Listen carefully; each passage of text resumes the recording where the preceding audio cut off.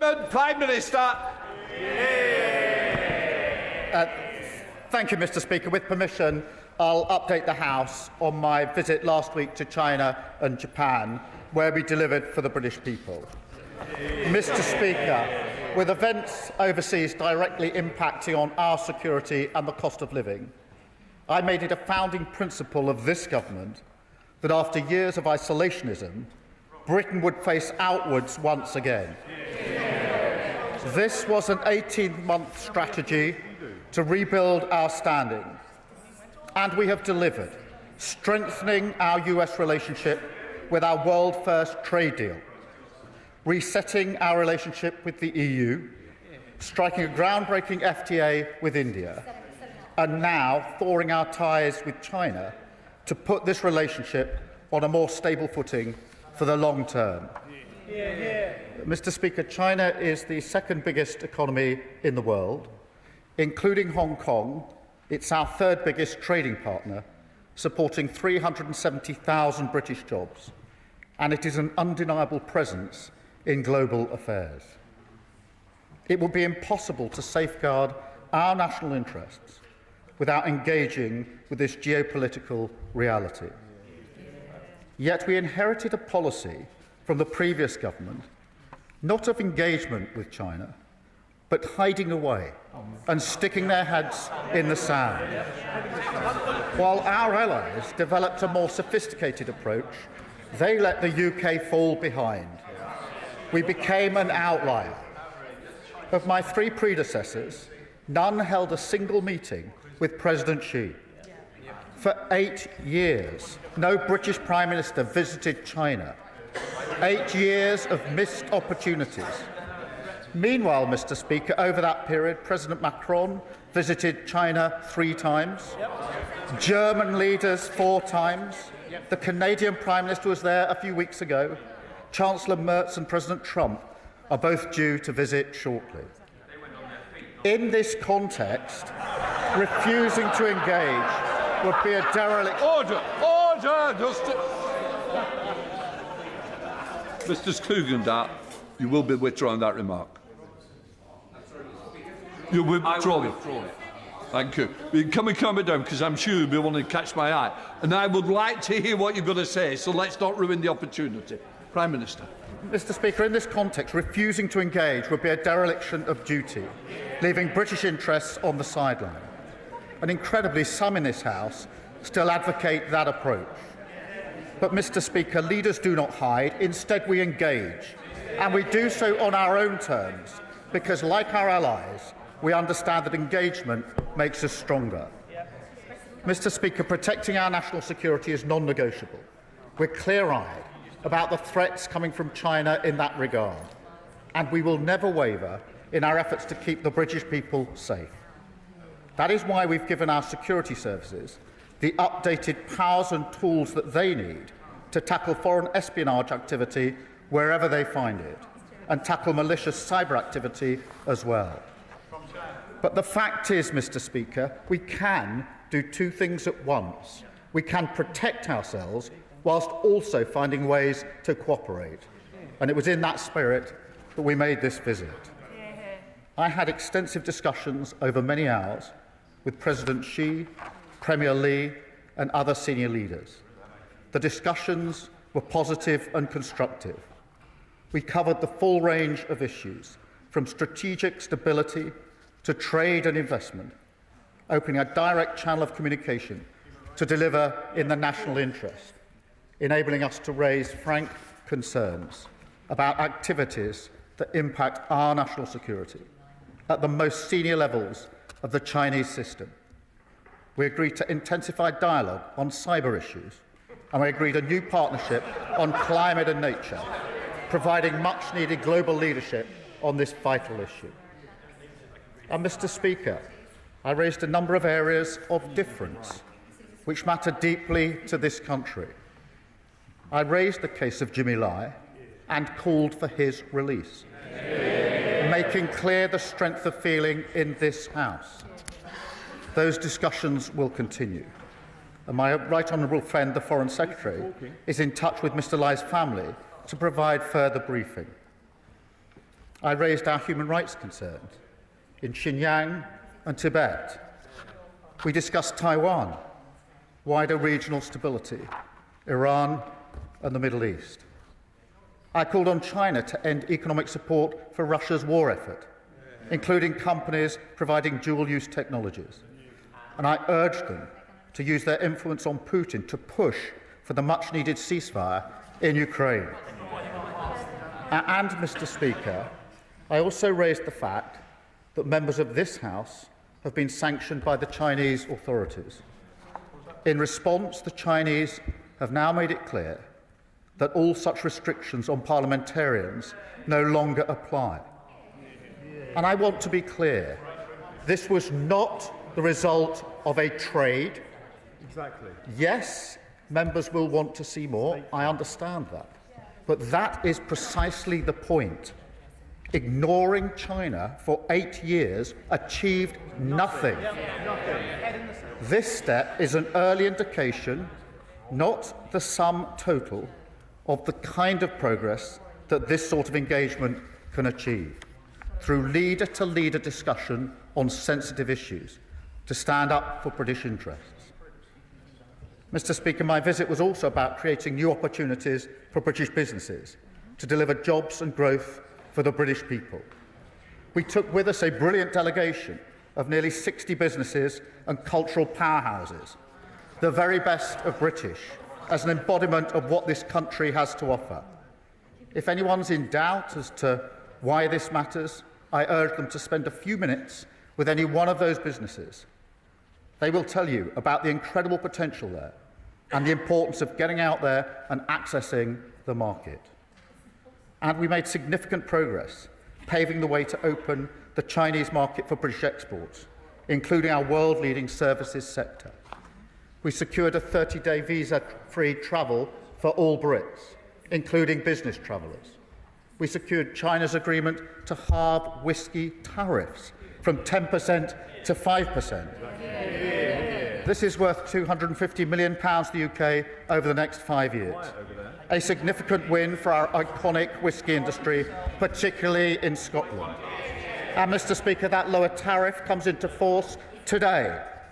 In total, we secured £2.3 billion in market access wins, including for financial services, £2.2 billion in export deals for British companies, and hundreds of millions worth of new investments.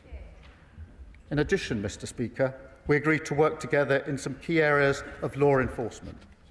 Last year, around 60% of all small boat engines used by smuggling gangs came from China. So we struck a border security pact to enable joint law enforcement action to disrupt that supply at source. We also agreed to scale up removals of those with no right to be in the United Kingdom and to work together to crack down on the supply of synthetic opioids. We will continue to develop our work across all these areas because, Mr. Speaker, this is the start of the process, not the end of it. My visit was not just about coming back with these agreements.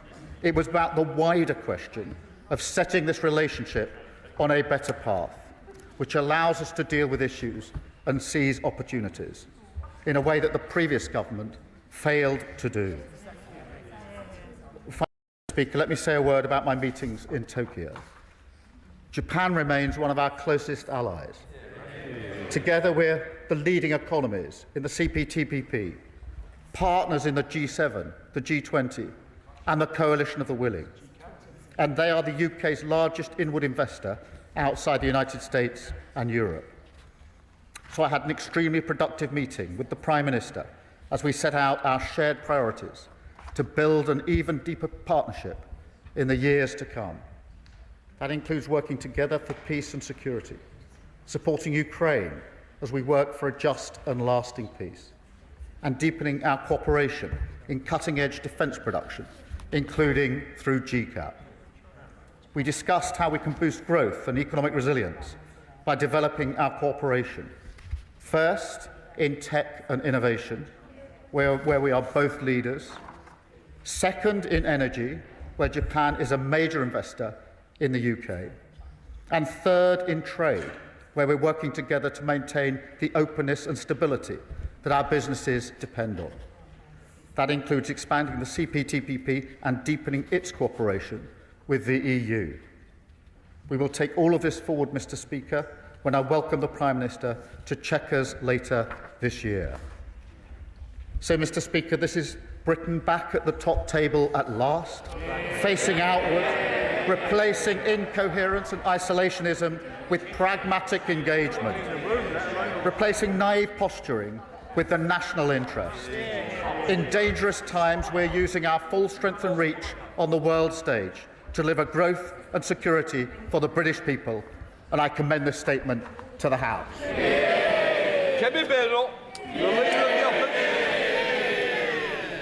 Thank you, Mr. Speaker, and I thank the Prime Minister for advance sight of his statement, but it is utterly reprehensible that he began it by accusing the previous government of isolationism. The same Conservative government, the Business Secretary is laughing, just that, we'll tell him, the same Conservative government that led the world in our response to the invasion of Ukraine, that signed a vital strategic alliance in AUKUS. The Business Secretary is asking how many FTAs. We signed Britain's biggest post-Brexit trade deal, the CPTPP, bringing us closer to the 11 Indo-Pacific nations, including Japan. He asks, I know about that deal because I signed it myself. And so I welcome the Prime Minister's efforts to collaborate more with our long-standing ally, Japan. But let's turn to China. Of course Britain should engage with China, even though the Chancellor wasn't allowed to go, even though they are an authoritarian state who seek to undermine our interests, even though they spy on us, sometimes within the walls of this building, even though they fund regimes around the world hostile to our country, are a fact of life, a global power and an economic reality. So let me be clear. It is not the Prime Minister engaging with China that we take issue with. What we are criticising is his supine and short-termist approach. I'm sure the Prime Minister means well, but his negotiating tactic has always been to give everything away in the hope that people will be nice to him in return. Before the Prime Minister even got on the plane, he'd already shown that he would do anything to demonstrate his good relationship with China.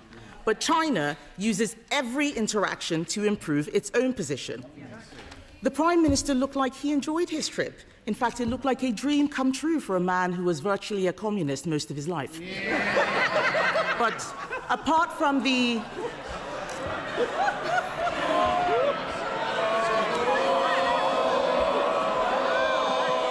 Mr. Speaker, apart from the Labubu doll in his suitcase, and I hope he's checked it for bugs, he has come back with next to nothing. We all want cheaper tariffs for Scottish whisky, but if the Prime Minister bothered to speak to the whisky industry like I did 2 weeks ago, he would know that what they really need is cheaper energy and lower taxes. What else did he get? Visa-free travel.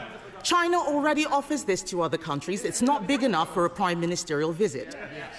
But the worst thing, Mr. Speaker, the worst thing was the Prime Minister claiming a glorious triumph with the lifting of sanctions on 4 Conservative MPs, as if he'd done us a favour. Let me tell him, those MPs were sanctioned because they stood up to China. They stood up against human rights abuses. They stood up against the country spying on our MPs in a way that he wouldn't dare. Those people don't want to go to China. The Chinese know that. They know that they are giving him something that costs absolutely nothing. Why can't the British Prime Minister see that? And I say to you, Mr. Speaker, and the whole House, like with the Chagos Islands, the Prime Minister has been played. China is about to build an enormous spy hub in the centre of London, a ransom he had to pay before he could even get on the plane.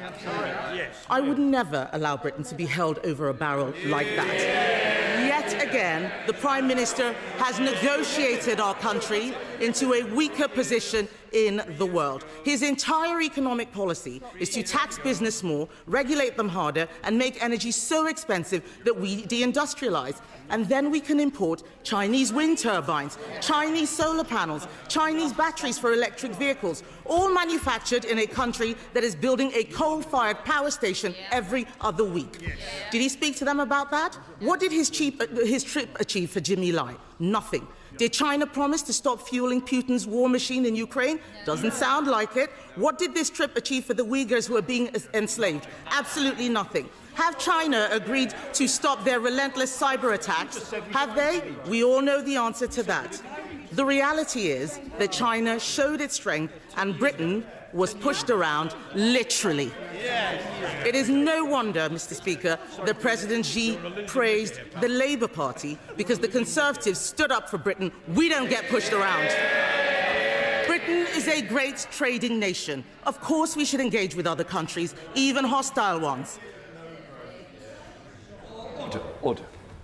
Mr. Kyle, you said to me when you go into China how well you will behave, how you will be a big thank you. You're not showing it today. Come here, Ben. No?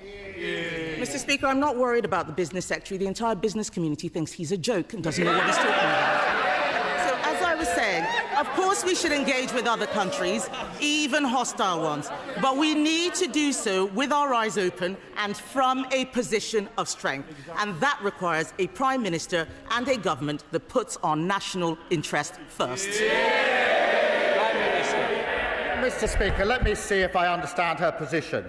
This is the Leader of the Opposition who said we should empty chair the most important NATO summit for years, who wouldn't turn up to the G7, who would rip up our valuable trade deals with the US, India and the EU.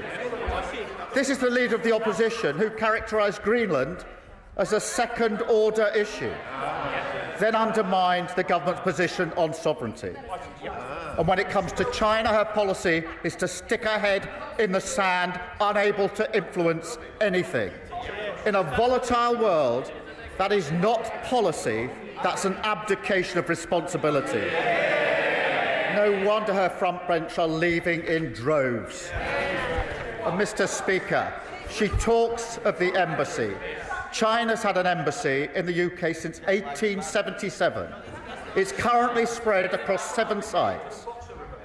The Leader of the Opposition is so busy trying to hold her party together, she's clearly not read the letter the Security and Intelligence Services. But, Mr. Speaker, she claims great interest in the China embassy. She was offered an invite for a Privy Council briefing on the issue. What did she do? She chose not to attend. Mr. Speaker, that's a dereliction of duty. Even worse, what did she do? She sent in her place the member for Croydon South, the Shadow Home Secretary. That is a double dereliction of duty. Instead of taking up a Privy Council briefing, she took up a megaphone on the streets outside the embassy. I changed my party from a party of protest to a party of power. She's rapidly going in the opposite direction. And her reply this afternoon seems to be that we should engage with China, but not engage with China. That what we should do, instead of leader-to-leader discussions where we raise all the opportunities and the difficult issues, each and every one of them, instead of those leader-to-leader meetings, she'll get a bag of sand and put her head in it and influence absolutely nothing. They're so unserious about world affairs. Chair of the 41st Select Committee, Dame Emily Thornbury.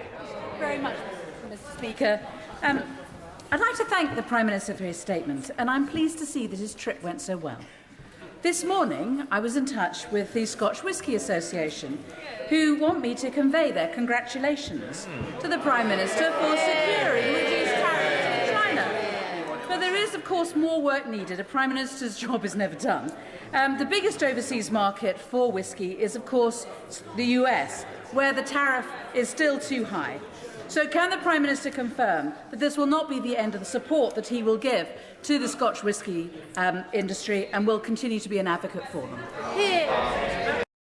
Yes, I can confirm that. We're continuing to work with the US and, of course, the India deal that we secured will have an impact on tariff for whisky as well. Okay. Leader of the Liberal Democrats, Sir Ed Davey. Thank you, Mr. Speaker. And with your indulgence, can I start by paying tribute to my friend Jim Wallace, one of the great Scottish Liberals, and offer our thoughts and prayers to his family and many friends.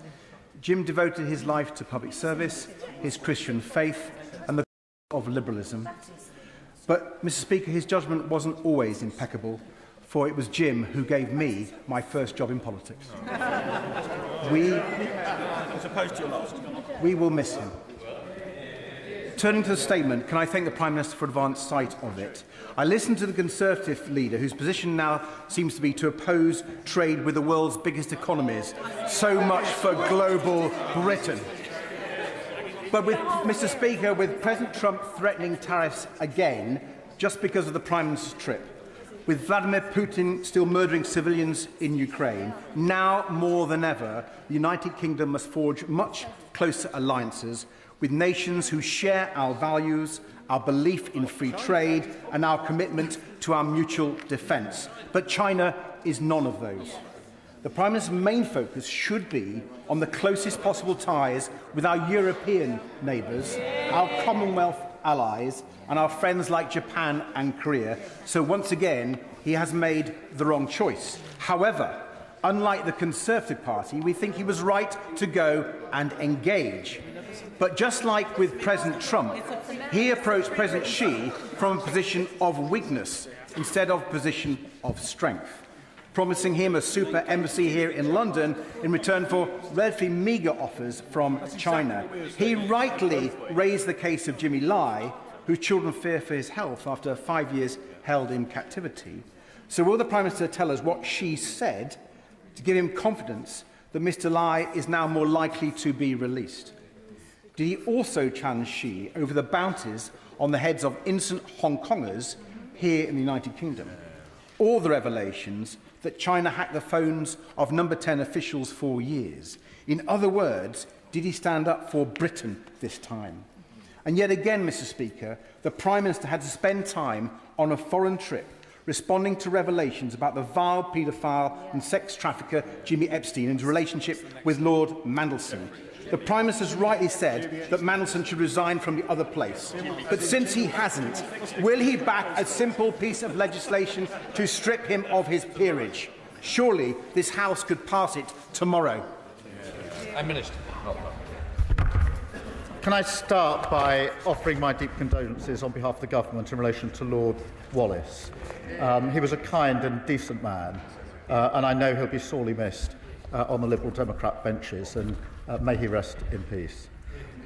In relation to the approach to China, of course we need to build stronger alliances with our key partners, and that's what we have been doing, particularly with the EU. But he's wrong. It's not a choice between doing that and engaging with China. One can do both, and that is what we're doing. And I think it's more important where there are opportunities and sensitive and really important disagreements to have a meeting to discuss them. Because the House is violently agreeing that there are issues that need to be discussed. The difference between us is we think that having a leader-to-leader meeting to discuss those issues is better than sticking your head in the sand if you really want to influence things. So we can do both. In relation to the points he raised, yes, I did raise the case of Jimmy Lai, and we've now spoken to his family about that discussion. Yes, I did raise the case of Hong Kong. I raised a number of human rights issues, as I listed. The point was, by being in the room, having the debate one-to-one with the leader at leader level, it was possible to raise those issues. There is, frankly, no point standing in this House shouting and screaming about issues if you're not prepared to get in the room to discuss them. It gets you absolutely nowhere. Sir, Business Committee, Liam Byrne. Thank you very much, Mr. Speaker. I want to welcome the Prime Minister's serious engagement with serious power. It is essential to safeguarding our national interest.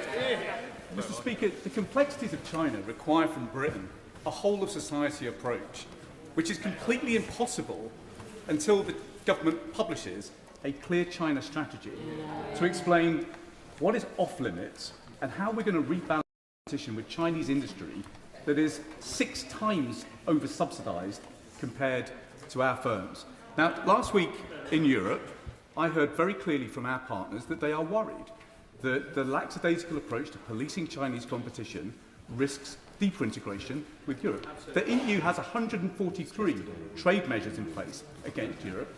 We have none. So will the Prime Minister now follow through his meetings last week and publish a strategy coordinated with our allies so we can take out the guesswork and put in place the guardrails for this important relationship? Prime Minister. Can I thank him for his question? Obviously, the general approach was set out in the Lady Mayor's banquet speech I gave just before Christmas. On the point he makes about Europe, this is a really important point. As I mentioned, President Macron went to China just a few weeks ago. Chancellor Merz is due to go very shortly, and he won't be surprised to learn that the three of us, as the E3, discussed in advance the approach we would take, and we'll discuss during the visits and afterwards the outcomes and how we go forward as a group of European nations. Father of the House, Sir Edward Lee. What absolutely unites everybody in this place is absolute outrage at the treatment of Jimmy Lai, a British citizen whose only crime is to campaign for democracy and to ask the Chinese to obey the spirit and the letter of the agreement that we made with them solemnly before the 1997 takeover. Now, the Prime Minister, I saw the weekend, said he'd raised respectfully with the latest Chinese emperor the case of Jimmy Lai. Respectfully, doesn't the Prime Minister realise that the Chinese only accept strength, that everything is a deal? So why didn't he say to them, there'll be no Chinese embassy until you stop spying us in this house, that you give an absolute assurance to us on Diego Garcia, and above all, you free Jimmy Lai now? Mr. Speaker, I raised the case of Jimmy Lai in terms with the President, as in fact I did, as he knows, at the G20 when I met the President for the first time, and we have updated the family in relation to the progress that we've made. But the position of the party opposite seems to be you should raise the case of Jimmy Lai by not going to China and raising the case of Jimmy Lai. Chair of the Defence Select Committee, Tan Singh Desi. Thank you very much, Mr. Speaker. We must engage pragmatically with our allies and with others around the world when it serves the national interest, and that is why I welcome the Prime Minister's engagement with both our close ally Japan as well as our major trading partner China. I also welcome my right honourable friend's commitment to the Global Combat Air Programme, which, as the Defence Committee illustrated, is of vital strategic importance as we develop the next generation of fighter jets. But our Japanese and Italian friends are understandably nervous because we have as yet not penned to paper the full contract as was planned last year for Tempest. So can the Prime Minister clarify when that fully formalised contract on GCAP will be penned, and can he also confirm that the timeline and programme will not be sliding sideways? Prime Minister. Can I thank him for raising this programme, which is a very important programme. He'll be pleased to know I did discuss it in my discussions with the Prime Minister in Japan, and we will be publishing our defence investment plan shortly. Tom Tugundar. Thank you, Mr. Speaker. You have been stalwart in standing with those of us who were sanctioned by the People's Republic of China all those years ago, and you've been very clear that we stand as one in this House. Do you not find it as surprising as I do that the Prime Minister has come back with a deal that lifts the sanctions on those 6 of us who are still in this House, but not the one who isn't, nor the lawyers, advisers and academics who support the work of this House? Is this not a direct affront to the democracy of this place, an attempt to divide and conquer that we've seen China play against the European Parliament and, sadly, has tricked our government too? Prime Minister. Well, Mr. Speaker, I thank you for raising this point. I know how much it matters personally to him and to the others that he referenced. I did raise it directly, and that got the response that restrictions do not apply to parliamentarians. I accept the challenge that we need to go. I accept the challenge, the point that we need to go further. That doesn't mean that what we've achieved should be put to one side. I accept that we must go further, and I'll work with colleagues across the House in order to do so. But in order to go further, we have to engage, and we have to engage at the leader level. Tony Vaughan. Thank you, Mr. Speaker. Can I thank the Prime Minister on his grown-up approach to UK engagement with China? And can I also congratulate him on the agreement for a crackdown on manufacturers of small boat engines and parts, which directly impacts my constituency. But given that the party opposite wouldn't even have gone to China, would you agree with me that the choice is between the Labour government doing the hard yards to shut down the smuggler supply chains and the Tory party who prefer posturing and permanent failure in the Channel? Prime Minister. Thank you for raising 60% of motors used across the Channel are coming from China, so of course it's right to engage appropriately in China on this issue and to get the agreement we got, Mr. Speaker, on information sharing and working to ensure that those engines can't make their way from China to the north coast of France. Taylor. Mr. Speaker, I'm going to have another chance, another try at the question my right honourable friend asked in his original statement. Can the Prime Minister tell us what President Xi said about the case of Jimmy Lai and what gave him the confidence that we might see movement in the case soon?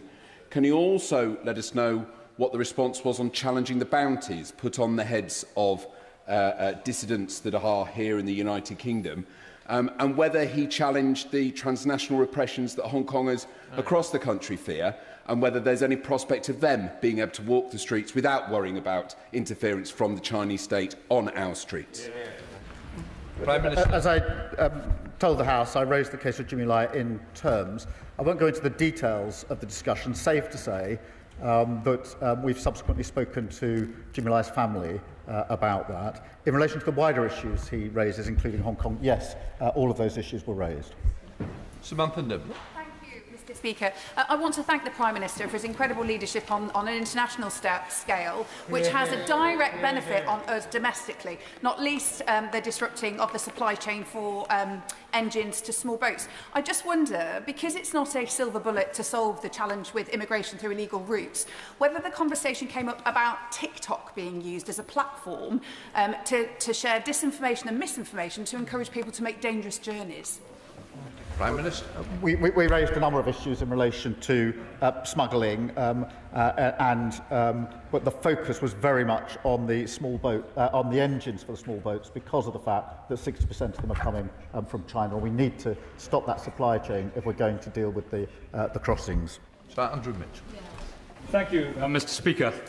In spite of the somewhat thin economic gruel with which he has returned, the Prime Minister was absolutely right to visit China. But if I may return to the issue of human rights, and in particular Jimmy Lai, did the Prime Minister say, as the whole House would have wished him to say, that this British citizen, nearly 80 years old, held in solitary confinement and denied the chance to practice his religion, should surely receive clemency and be returned to the United Kingdom, or did he merely deliver a written note? Minister. No, I didn't deliver a written note. I engaged seriously on the issue, as he would have expected me to, and went into the details of the case that I was making in the way he would have expected me to do so. Rachel Blake. Thank you, Mr. Speaker. My constituent, the journalist and democracy campaigner Jimmy Lai, was convicted under Hong Kong's draconian national security law. I've listened carefully to what my right honourable friend, the Prime Minister, has said. We have heard that he has raised this issue on his visit.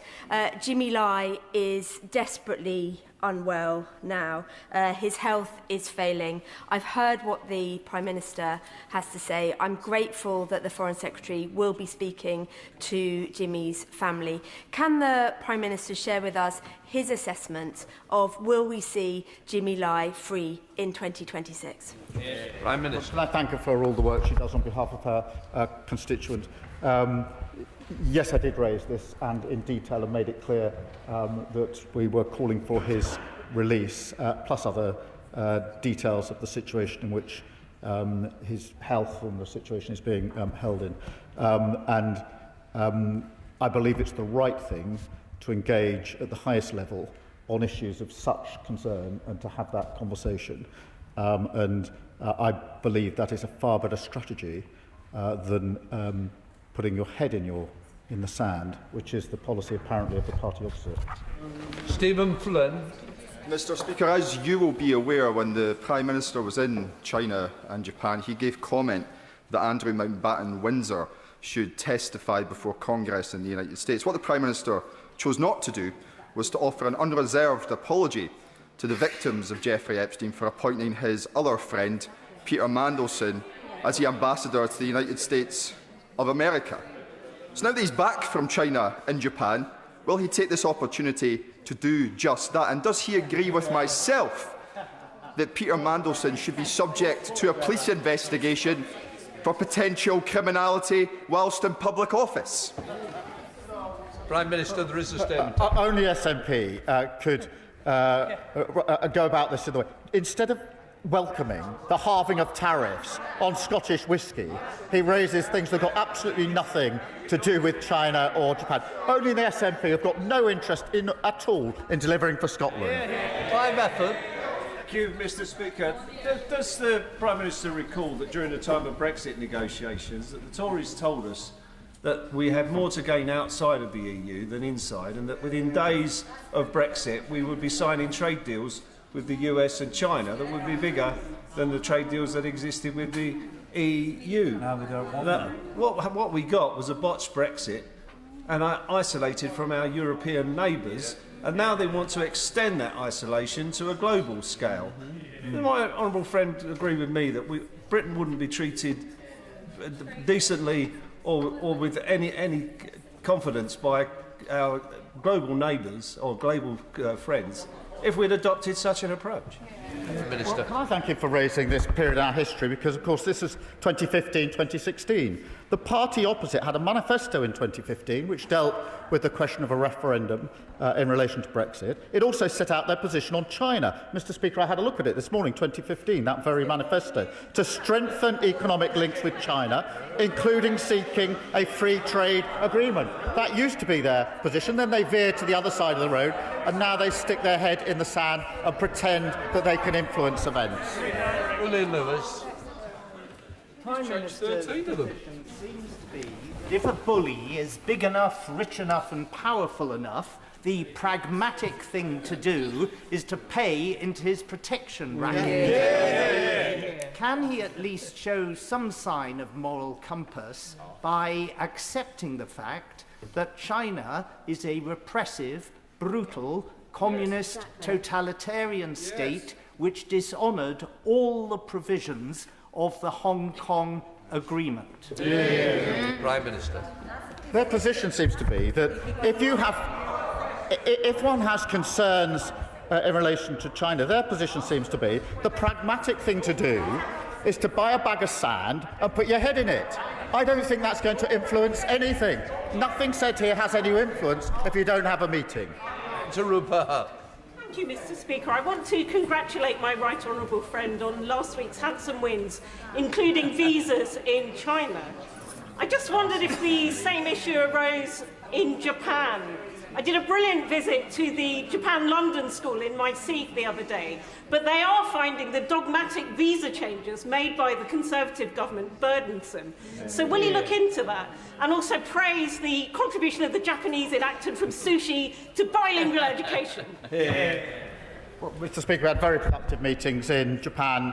Amongst the discussions was how we open up to more trade between our two economies. Richard Tice. Thank you, Mr. Speaker. The Prime Minister said that this visit to China was good for British jobs. So, having wrongly granted consent to the super Chinese embassy, can he confirm that it will be built with brilliant British steel from Lincolnshire as opposed to Chinese steel? It was this government that took the action on Scunthorpe to make sure we have British steel at Scunthorpe. One of the proudest things I've done. John Brady. Thank you, Mr. Speaker. I welcome the Prime Minister's statement, facing into the world as it is. Mr. Speaker, Des Brown, Baron Brown of Ladyton, is retiring from the other place after decades of distinguished public service as a Labour MP for Kilmarnock, Defence Secretary, and his work on the prevention of the spread of nuclear weapons. China is a significant and growing nuclear power with over 600 warheads, and this week the US and Russia New START treaty comes to an end. Can the Prime Minister tell me if the UK is engaging with China at the highest levels to prevent the risk of nuclear weapons and combat nuclear proliferation. Prime Minister. Well, can I first start by paying tribute to the contribution that Lord Brown has made and to assure him that our discussions with China did include how we de-risk the situation in relation the risk in relation to nuclear weapons. Is it 3:30? Alicia Cairns. Yeah. When John Major went to Beijing, he spoke clearly and said, "We will not forget Tiananmen Square." In contrast, the Prime Minister refused to say Jimmy Lai's name himself until he was wheels up. I have never said we should not engage with Beijing. I have said we should not give them a propaganda visit. And it is extraordinary to abdicate the responsibility of the Chinese Communist Party, whose actions we had to respond to, and therefore pause trade talks, as if they have done nothing wrong. Finally, the Prime Minister met with Kai Chi, the man responsible for running 2 spies who are undermining this Parliament. He excluded that from his statement. Why doesn't he tell us why he thought it was acceptable to meet with this man and what exactly he got out of it in the British interest? This is so pathetic. Honestly. At the highest level and one-to-one, I raised each of the issues of difference between our 2 countries. Each and every one of them in the way the House would have expected. And that is what they're criticising. They seem genuinely to believe, Mr. Speaker, that these issues can be progressed or influenced by doing nothing about it. You have to be in the room to have a discussion. That's what we did. Alex Selby. Thank you, Mr. Speaker. I think it's right that the Prime Minister goes to China if he's acting in the best interests of all of those that are living here. Last year, the Joint Committee on Human Rights undertook an inquiry on transnational repression. In front of us, we had Chloe Chung, a young Hong Konger from Leeds who'd had a $1 million Hong Kong bounty put on her head. She told us about how she'd been intimidated and harassed. Did the Prime Minister speak up for all the Hong Kongers in the UK who had bounties on their heads, who have been intimidated, harassed, and ensure that people living in the United Kingdom are safe from the Chinese regime? Prime Minister. Mr. Speaker, that's exactly why we raised the issues of human rights at numerous levels on the visit. Monica Hall. Thank you, Mr. Speaker. Mr. Speaker, I noticed that mention of Japan took the Prime Minister 1 minute and the last minute of a 10-minute speech on China and Japan. Japan is not only the largest inward investor into the UK, apart from the EU and US, but is a vital liberal democracy in the Indo-Pacific and a key security partner in maintaining regional stability in the face of growing Chinese assertiveness. Given the growing security risks and strategic instability across the region, can the Prime Minister assure the House that engagement with Beijing will not weaken the UK's alignment with Japan, one of our most important democratic partners? Prime Minister. Yes, I can assure her of that. Jonathan Davies. Thank you very much, Mr. Speaker. In respect of the statement following the visit to China and Japan, I thank the Prime Minister for being in the room and challenging China on its appalling human rights record and also fighting for British jobs. But in respect of his visit to Japan, can I ask, did the issue of Toyota come up? Because Toyota is a significant employer in Derbyshire. It's worth over £5.5 billion to the local economy. And can we do more with Toyota because it's really good for jobs here? Yes, we did discuss the car manufacturing that is going on at the moment, the potential for further work in that regard, along with other issues of trade broadening between our 2 countries. Sir John Whittingdale. The Prime Minister will be aware that some 80% of the sanctioned dual-use items that Russia needs for its drones and missiles that it is firing at civilians and children on a daily basis come from China. He says that he raised this. Did he get any assurance that China will stop supplying Russia? No. Well, he's right to draw attention to this, and that is precisely why I raised it again in terms. I won't go into the details of the discussion, but I did raise it for the very reasons that he sets out. And across this House, we're absolutely committed to a just and lasting peace in Ukraine, and this has been an issue of concern for some considerable period, which is why I raised it. Amanda Martin. Mr. Speaker, I welcome the Prime Minister's recent engagement in Tokyo and the strengthening of our relations with Japan as a key economic and strategic partner. Can he explain how SMEs in Portsmouth, particularly in maritime and defence, such as Griffin Marine, alongside the creative industries, will benefit from deeper UK-Japan cooperation? Because, Mr. Speaker, having seen Archie Cole, my 18-year-old son, a professional wrestler, currently competing on Tokyo TV in Magic Monday, I know firsthand how international engagement can open doors for individuals and ports of local businesses alike. Can I congratulate her son on his achievements? And in relation to SMEs and businesses, yes, we discussed how we can enhance our engagement and enhance growth and jobs right across all of our constituencies, including hers. Mr. McVeigh. Does the Prime Minister accept that in his rush to hoover up economic crumbs from President Xi due to his appalling handling of our economy, he is having to increase strategic dependence on Beijing? The public see the risks he's taking with UK security. Does he? Prime Minister. Mr. Speaker, the first thing I'd say is they crash the economy, so lectures from them on the economy are not welcome. As I said in my statement, national security is at the heart of our approach to China, as it is to every issue that we take up. And it is quite possible to have a discussion about the opportunities available to our country whilst also safeguarding our national security. That's what we're doing in a grown-up, mature way. Go to Snell. Thank you very much, Mr. Speaker. Further to the question from our right honourable friend from Birmingham, Hodge Hill and Solihull North, the anti-dumping measures that we impose on Chinese goods into this country protect hundreds of jobs in Stoke-on-Trent, whether that be in the ceramic, tableware manufacturing sector or the retreading tyres at the Michelin factory. Is the Prime Minister able to give a guarantee that as economic work with China continues, that these measures will not be junked? Because it's not an abstract measure, Mr. Speaker. It is protecting hundreds of jobs in a part of the country that most needs them. I thank you for raising this issue, and I can give him that assurance. I know how much it matters, and that's the approach that we've taken. Chris Law. Mr. Speaker, over the past weeks, thousands of Chinese fishing boats have been tracked, creating up to a 300-mile-long blockage in the East China Sea off Japan, seen by many as a strategy for future blockade. Given the huge reliance on these routes for trade, this action would cause global economic shock, threaten thousands of jobs in Scotland and dramatically increase cost of living. So can the Prime Minister tell the House what explanation his Chinese counterparts gave for this behaviour and what subsequent discussions he had with the Japanese Prime Minister about maintaining maritime security in the region?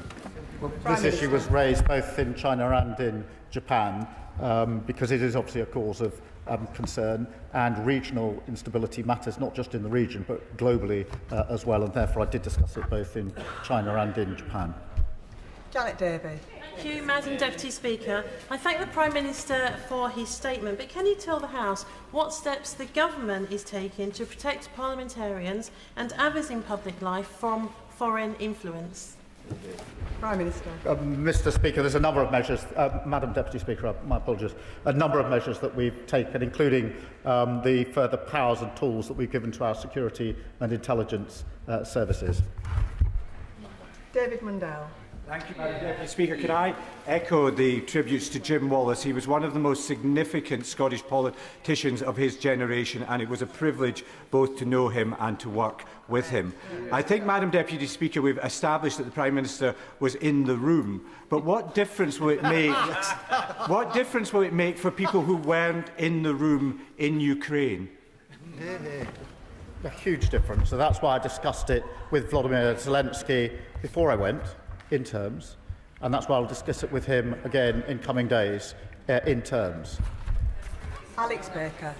Thank you, Madam Deputy Speaker. I want to welcome the Prime Minister's leadership on this trip, including his words in Japan about the value of the Global Compact Air Programme. This is not only a strategically important programme for global security and autonomy, but important for businesses grown out of my constituency, including BAE Systems and Kinetic. Can the Prime Minister highlight the work he is doing to ensure this critical endeavour makes progress? Well, can I thank you for that question, because Japan is a key colleague and partner when it comes to defence and security, and that's why across a range of issues we discussed what more we can do, including on GCAP. Martin Vickers. Thank you, Madam Deputy Speaker. In reference to an earlier question, the Prime Minister mentioned Scunthorpe Steelworks, where hundreds of my constituents are employed. We welcome the government's support to date. Was he able to discuss the ownership, Jingye's ownership, with his Chinese opposite number, and is he able to give any positive assurances to my constituents about their long-term future? Prime Minister. Well, can I give this assurance to his constituents that we absolutely believe in the importance of steel being made in this country, and that is why we took the measures, as he knows, on a Saturday to take the steps that were necessary in relation to steel production in his constituency. Alex Ballinger. Deputy Speaker, the Prime Minister will know there are many excellent West Midlands businesses that export to China, including great car makers like JLR, the Morgan Motor Company and Aston Martin, collectively worth the most of any region in the UK, I will say.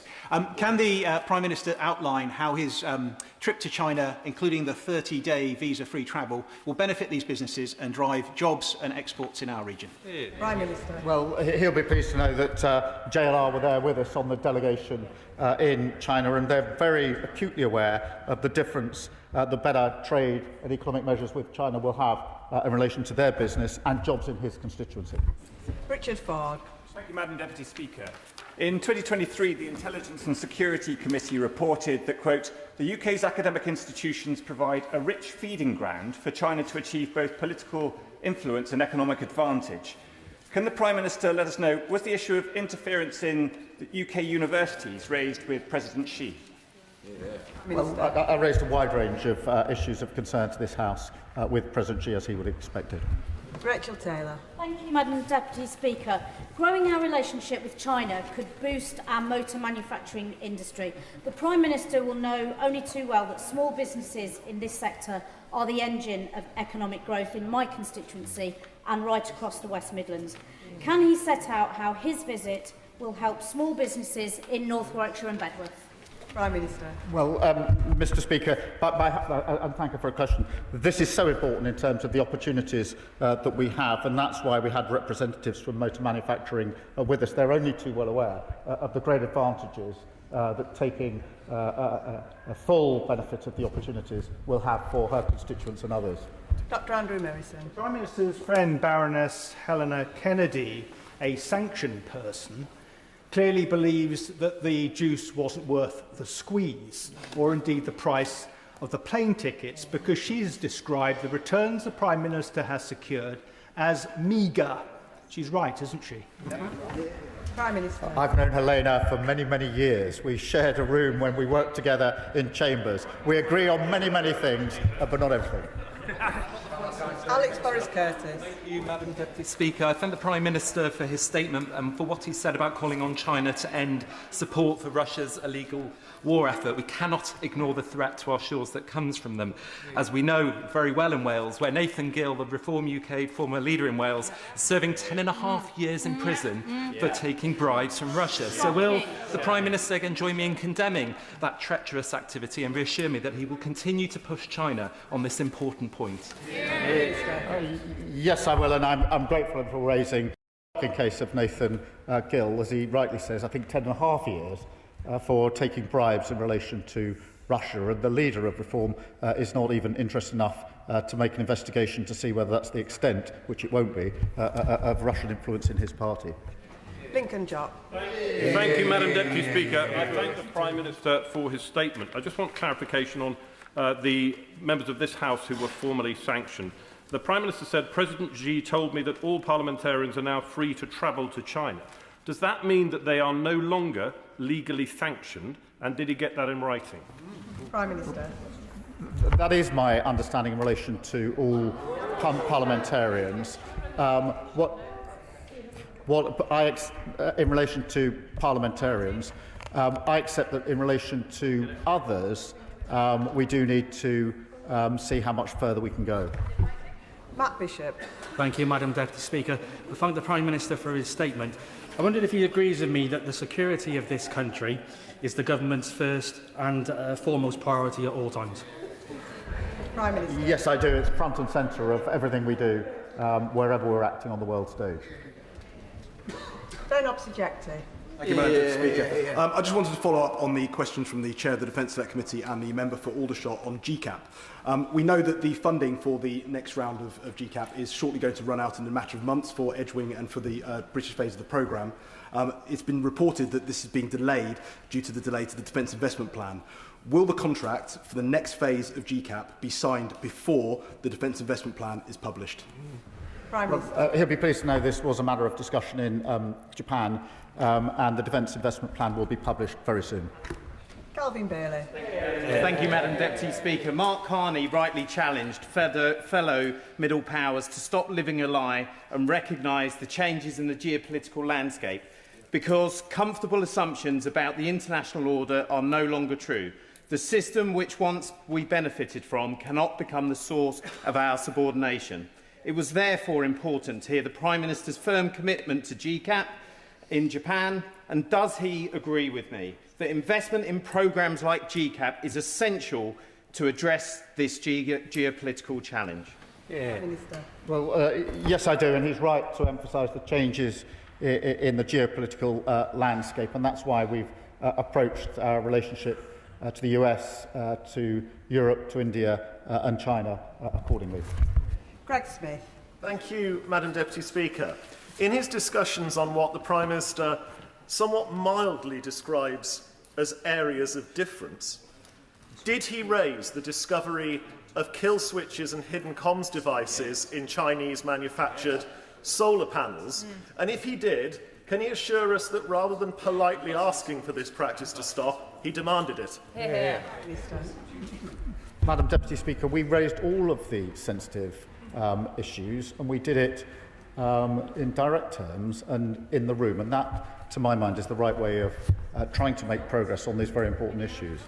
Richard Baker. Madam Deputy Speaker, it was a privilege to serve with Jim Wallace in Holyrood, and can I associate myself with the tributes to him. Following trade deals with Europe, China and India, worth hundreds of millions of pounds for Scottish businesses, and defence contracts securing thousands of jobs, can the Prime Minister tell us how he will build on this success for Scotland? And does he agree it's about time with the Scottish Government with the same level of ambition for Scottish businesses?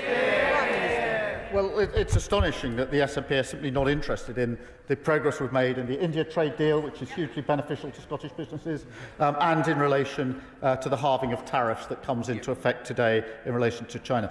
And the businesses in Scotland know exactly what it means to them, which is why they're celebrating. The SNP can't bring themselves to even welcome it. Jim Allister. Madam Deputy Speaker, I certainly acknowledge the tariff easement in respect of Scottish whisky and its the apparently superior Bushmills whisky from my constituency. But could I ask the Prime Minister whether his visit will do anything to address the proliferation of heavily subsidised Chinese vehicles which are flooding our nation, particularly in the bus sector, where recently we now have 500 subsidised Chinese vehicles, courtesy of Transport for London, on the streets of our capital city, whereas in both Scotland and in my constituency, we build the highest quality of buses. Will there be any action to support British buses as a result of what the Prime Minister is seeking to do? Prime Minister. I see we've opened a whisky competition, but he's quite right. It is really important that we champion the building of buses and so much else in the United Kingdom, where we've got great examples of that, and that's why we will always put the national interest first. Kevin Bonavere. Thank you, Madam Deputy Speaker. And I welcome the Prime Minister's report back from his visit to China and Japan, something that the previous Tory governments refused to do for many years. He outlined many of the issues discussed: human rights, trade, security. I'm particularly interested in what he had to say about the Border Security Pact, because my constituents in Stevenage are very concerned about the small boats crisis. We've already had international agreements with France and Germany. This is a new one with China. I'd like to know more about how this is going to work. How can I do that? He's right to put this package as one, because what we're doing on small boats is with China is looking at the source of the engines themselves. What we're doing with Germany is the transport of these parts through Europe. What we're doing in France is working with the French to tackle the crossings themselves. Dr Kieran Mullen. Madam Deputy Speaker, the whole House can see with their own eyes what's happening here. The Prime Minister on paper has the support of more than 400 MPs. That they want to show their support that someone can fill every single seat on the opposite side and down to double doors. And we all drift away as the statement progresses. But even at the start of this statement, the Prime Minister didn't even have the authority to command 2 or 3 benches of MPs behind him. He's clearly on his way out. But the problem is, in his desperation to shore up his position, he's trading away our national interest. Can he name a single tangible benefit he secured in terms of the rights of Hong Kongers? Prime Minister. Yes, we raised the issues of Hong Kong. We raised the issues. I find it astonishing that their position is that they want all these issues. They say they take these issues seriously. They say of great concern. They stay here, notwithstanding no one else is listening, and raise them on the benches greatly. And then they say, it's so important to me, the one thing I don't want you to do is to go to China and have a discussion about them at the highest level. It's a pathetic approach, unserious approach to foreign policy. Jacob Collier. Thank you, Madam Deputy Speaker. The Prime Minister may have seen that the Japanese ambassador to the UK, Hiroshi Suzuki, was recently in Manchester trying Boddington's bitter. The Prime Minister will know the importance of brewing to my constituency, and perhaps in celebration of these trade deals, he would like to encourage the ambassador to come and sample some of the best beer in the brewing capital of Burton-on-Trent. Prime Minister. Yes, he certainly should encourage that, and I'll take the first opportunity to do so. Graham Leadbitter. Thank you, Madam Deputy Speaker. I'm glad that the Prime Minister enjoys the drama as much as I do, and for the record, I did welcome the Indian trade deal very publicly, so perhaps he may wish to correct the record on that. I'd like to focus, however, on a really significant issue for employment in my own constituency, which is the Ardersier site, which part of the Cromarty Green Freeport, in which Ming Yang have expressed a significant investment interest in. I fully understand the national security concerns that need to be addressed in this, but a decision is long overdue in this. It has been with the government for a long, long time. There is investor jitteriness about it. Supply chain is vexed about it, and it's certainly not helping the just transition and putting significant job opportunities at risk. When will the decision be taken, and either let them get on with it or move on to another opportunity? Prime Minister. Can I thank him for raising this issue, which is a concern to his constituents and across Scotland and indeed the United Kingdom. No decision has yet been made, and I'll update the House as soon as I can. Josh Dean. Thank you, Madam Deputy Speaker, and I thank the Prime Minister for his statement today. Last Thursday, I held a public meeting with the Hong Kong community in Bishop Stortford. We met to discuss the proposed changes to indefinite leave to remain, but there was real strength of feeling about the case of Jimmy Lai and democratic freedoms in Hong Kong.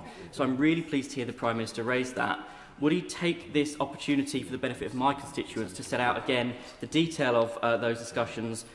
Will he also reassure them of this country's commitment to those from Hong Kong who have made their home here, and that this government will listen carefully to their views as part of the Home Office's consultation on earned settlement?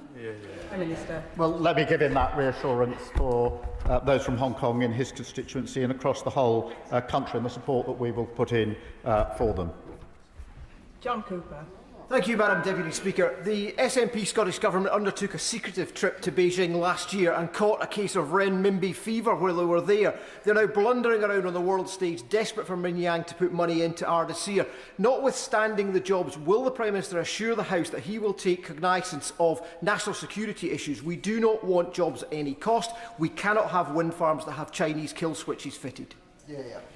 Well, as you will have heard me say a moment ago, no decision has been made yet. But as I outlined in my report back to the House, the overarching approach we take to all matters involving China is that national security always comes first.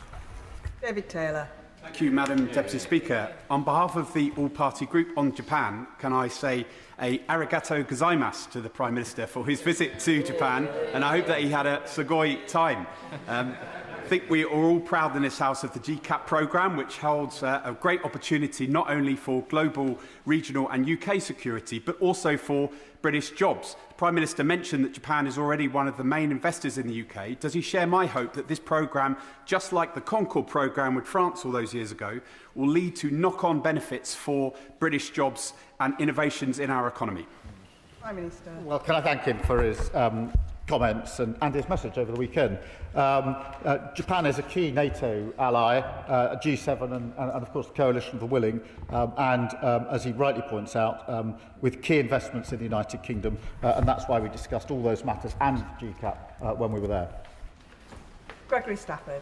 Madam Deputy Speaker, the Prime Minister mentioned his previous meeting with the Chinese President in Brazil at COP. One day later, 45 pro-democracy Hong Kongers were sentenced.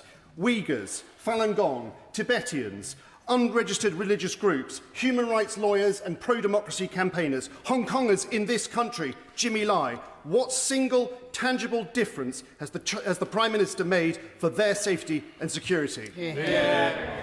Mr. Speaker, of course there's concerns. They're aired in this House. The difference between us is our position is that the mature, serious thing to do is to have leader-to-leader discussions about them engaging the issue. Their approach is to shout about the issues, get a bag of sand and put your head in it and influence absolutely no one. It is so unserious. They're not fit for government for many, many, many years to come. Peter Swallow. Thank you, Madam Deputy Speaker. As the Prime Minister will know, there are many Japanese companies who have their British home in my constituency in Bracknell. So can I welcome his visit to Japan, and could he set out a little bit more about how we can strengthen our relationship further with our Japanese friends and allies, and what that will mean for my constituents? Well, can I pay tribute to all those in his constituency, of which there are very many, as he rightly says. Enhancing our trade and economic ties with Japan is in the interests of both of our countries, and that's precisely what we're focused on. Bradley Thomas. Madam Speaker, while the Prime Minister has failed to stand up for Britain's interests, from what we've seen, he couldn't even make it across Beijing's red carpet without being guided along the way. What did the Prime Minister expect to receive in return for approving the Chinese super embassy, and did the Chinese give it to him? Prime Minister. We've had an embassy in this country since 1877. It's currently over 7 sites. It's now going to be on 1. The Security and Intelligence Services published a letter the day after the decision to say that that was better for security in this country, and I think that's the right approach. Peter Swallow. Chris Binns. Chris Binns. Second best. Thank you, Madam Deputy Speaker, and can I thank the Prime Minister for his statement today and his continued international leadership. I know, however, wherever he goes in the world, he's always thinking about Harlow. Can I ask the Prime Minister, what difference will a productive relationship with the second largest economy and our third biggest trading partner make to businesses in my constituency of Harlow? He's a champion for Harlow, and it was so good to visit so many times. We had 60 businesses on the delegation with us. They were enthusiastic about the opportunities that this visit would open up for them and all the associated businesses, including his constituency, that will be able to work with them on projects in the future. Dr. Luke Evans. It's widely reported in the media that the Prime Minister and his entourage had burner phones when they went across to China.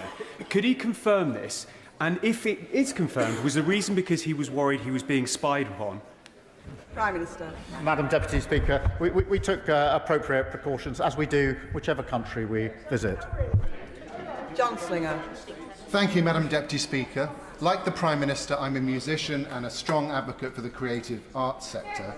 So could he set out to the House a little more why he took so many creative arts and cultural organisations with him to China? And does he agree that Britain is the best in the world at the creative arts? It's good for trade, it's good for jobs, it's good for our young people particularly, and the kind of visit he's been on will help with this, as will investment at home and abroad.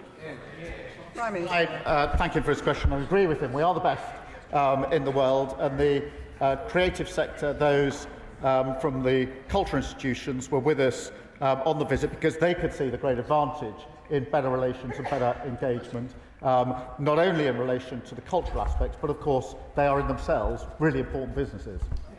Danny Kruger. Thank you very much, Madam Deputy Speaker. The Prime Minister is very full of the abstract virtue of engaging with China and getting in the room with them. He used to say that Britain shouldn't even sign a trade deal with China because of the persecution of the Uyghur people. So having now got in the room with the Chinese leader, can he tell the House a single thing that he achieved on behalf of the Uyghurs, or indeed on behalf of the security of this country? Prime Minister.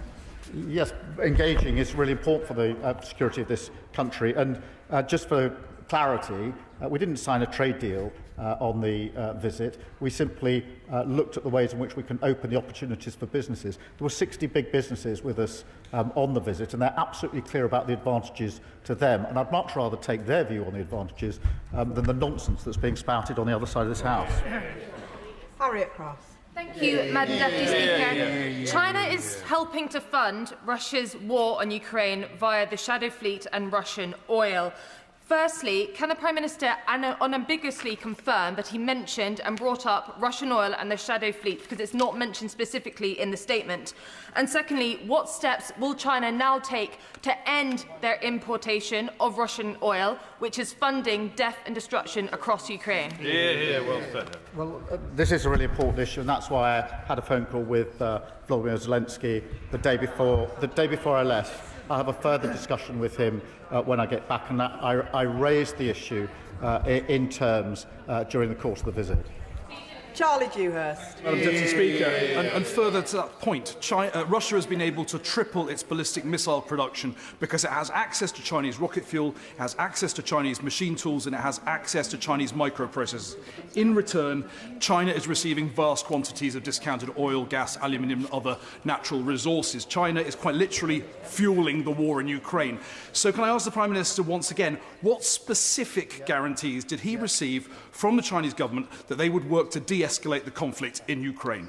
The reason I spoke to Volodymyr Zelensky was to have a discussion with him in advance as precisely the terms in which we would approach this issue.